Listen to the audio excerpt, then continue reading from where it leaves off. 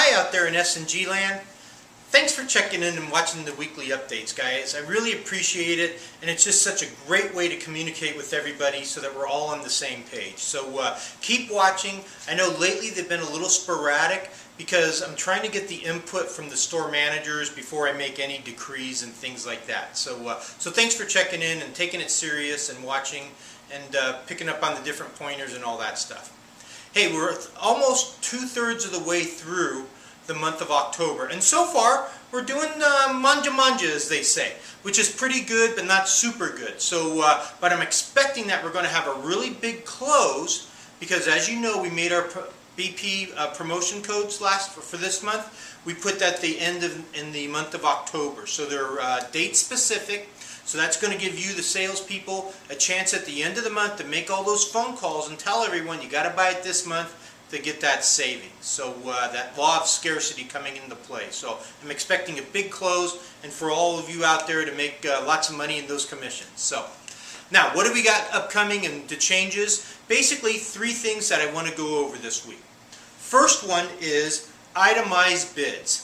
Now, you may recall a week and a half ago, my latest video, I said we don't want to itemize bids. Well, this is a case where we had a meeting with all the store managers and we're revoking that proclamation.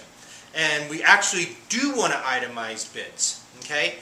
But the switch is that from now on, before we present an itemized bid to the customer, we're going to say something to the effect of, "Ma'am or sir, Mr. and Mrs. Jones," depending, "Ma'am, we itemize our bids because we at S&G want to be held accountable for the work we do. And any company that doesn't give you an itemized bid obviously is hiding something, or they don't want to be held accountable." Now, let's take a look at the bid and you go over it. Okay? Now, let me say that one more time. Pretty simple. We at S&G itemize our bids because we want to be held accountable. Other stores that don't give you an itemized bid obviously are hiding something or don't want to be held accountable. Okay, pretty simple, but what it does is convey that sense of we're a superior company, which we know we are, that we're not hiding anything, and that the bid that we give you is the price we're sticking to. And what really drove this point home, that we're one of the few companies that do that, was as we met as the store managers, and a number of us are older, as you may or may not have noticed, but in my own personal, at home, getting bids from contractors and doing different things and having a number of projects done over the years, it has never, not one time could I think of, where the contractor came in, gave me a price, and that it did not run more.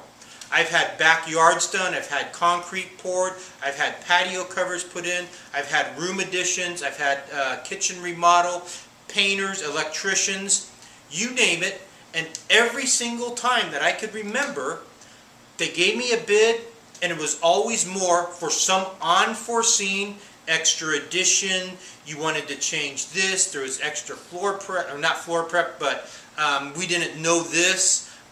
You know, everything from concrete, like, well, when we're digging out the concrete, we hit rocks, so I got to charge you an extra $200. Well, at that time, when they got the crew out there, they call me on the phone at work and say, you know, it's going to be an extra $200 because we hit rocky soil. I'm kind of at their discretion. I said, well, go ahead if that's what we got to do. Well, believe it or not, that's what the flooring industry and home improvement industry is everybody does, except for S&G.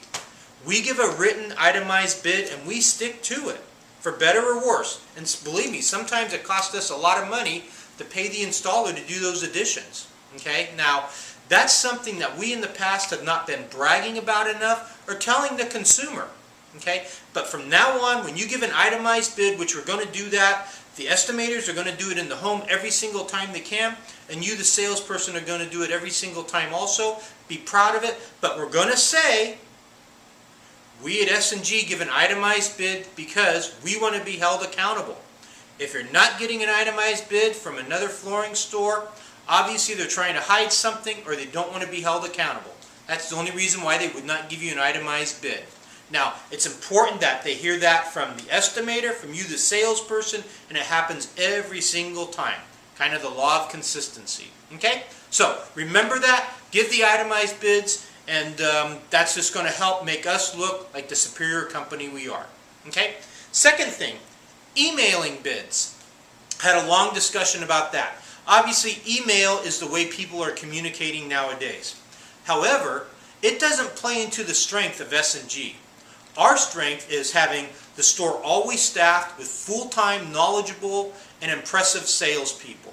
Also, our strength is beautiful, large stores with display floors. We check out big samples. It's the whole experience of when the customer comes into S&G. Now, when you email a bid, all it is a piece of paper. If you're lucky, you got the customer on the phone, and they'll walk over, or you can walk them through it as you go, step by step, and kind of, talk them through it, if you will. More times than not, you email a bid, they pull it up at home, they look it over, and there's no romancing, there's no explanation. It just becomes a number at the bottom of the page. That's not in our best interest. Now, I know that some people are going to demand that you email the bids, and that's okay.